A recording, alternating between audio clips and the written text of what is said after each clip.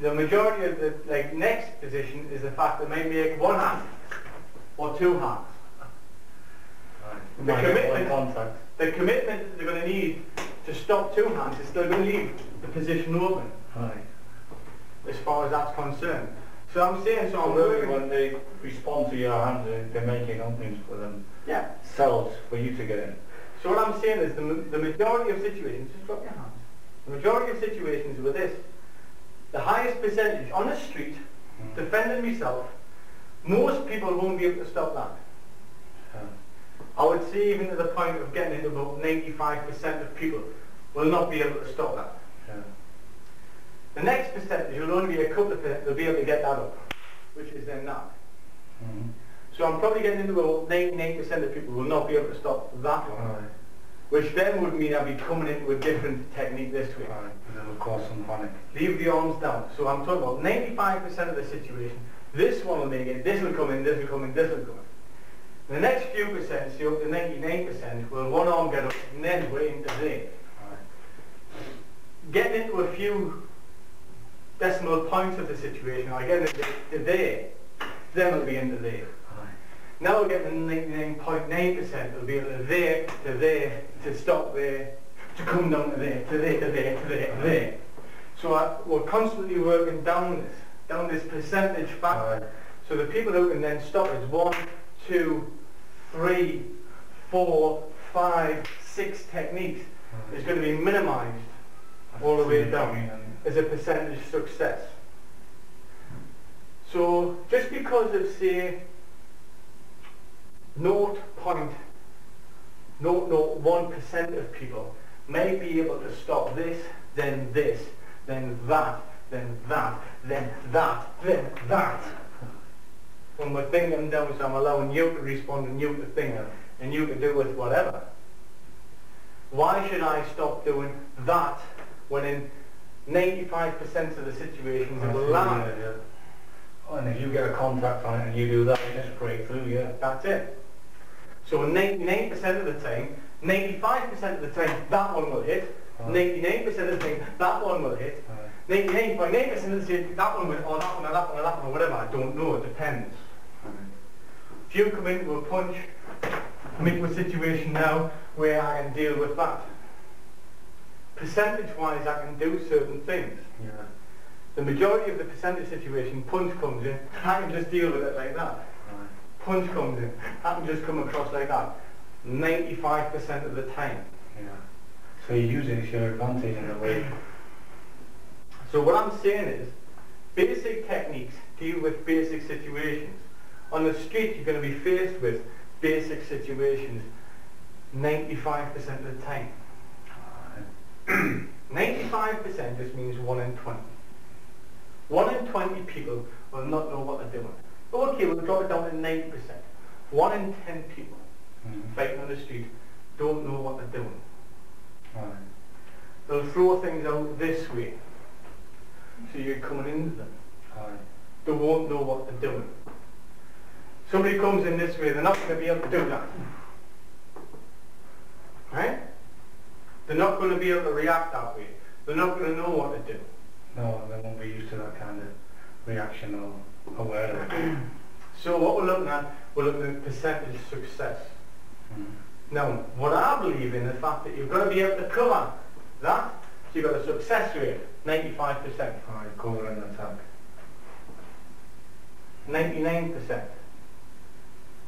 Covering in across, come across, take that with the elbow, pin in, the other, that's it. Now, 99.9%. Yeah. Step in, push in. Like first you've got to push in and do another control. The other arm. That's it. So we're looking at from here, punch comes in. Take it to there. Take it across to there, and then control across onto there. So now we're getting into the highest level of the person who you're going to come into contact with. Right. Now we've got to appreciate something else different. Punch comes in. Oh, I can deal with that. Now what I've got to deal with is the fact I've dealt with this 95% of the situation. Right. What we're now coming to the 99% situation is the fact that that foot can come up, so I've got to cover it. In most situations, it's not necessary. It won't be necessary, but I won't allow that fraction of a percent to threaten us. So it's all this idea of what the possibilities. You've got to be understanding the possibilities of any one situation. Punch comes in and out. You've got to understand the possibilities of that foot, the groin. So as you're moving, this foot's got to be covering the centre line, which we were talking about earlier on. The idea of covering your centre line. Even though 99.9% of the time you wouldn't be threatened. Yeah. But all you have to do is that there's a few million people out there. You don't know who you're coming up against. You start relying on the person who you're fighting, not knowing what to do, and you're going to leave yourself open to be finished off. You got to leave. You can't leave anything to chance. You leave anything to chance, you're taking a risk. You're not taking any risks. Well, you shouldn't. The more experience you've got, I know, like when I've been out on the street and I've been in confrontation situations, I take more risks because basically I've got the experience to do it. Understand the risks as well. Yes, I know where the risks are, and I can see, I'm aware of how to respond. I know that in a situation where I've got my hands here, that your hands can come in. If you try to make any move,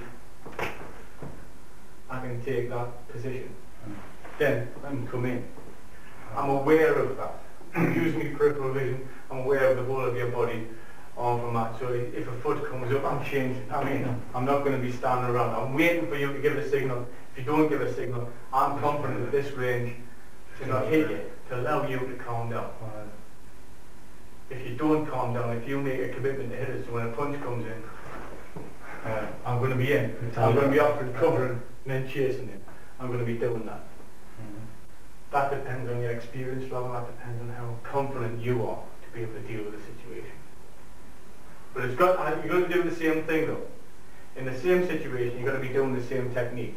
Yeah. It's only if the situation is different that you respond in a different way. Punch comes in, tanza. Punch comes in, tanza. Same punch, same tanza. Same punch, same tanza. I'm not going to practice lots of different ways of protect against the same punch. Punch comes in. Now, same hand, tanza. Same hand, tanza. Punch with that hand, it's the same as the opposite hand.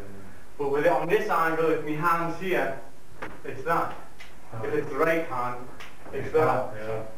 It then changes to the next technique about the situation. Left punch comes in, I'm here, and then following in there. Right punch comes in, I'm here, and then having to clear that one. It's my alignment, it's the way my centre line's being read. Constantly change with different situations.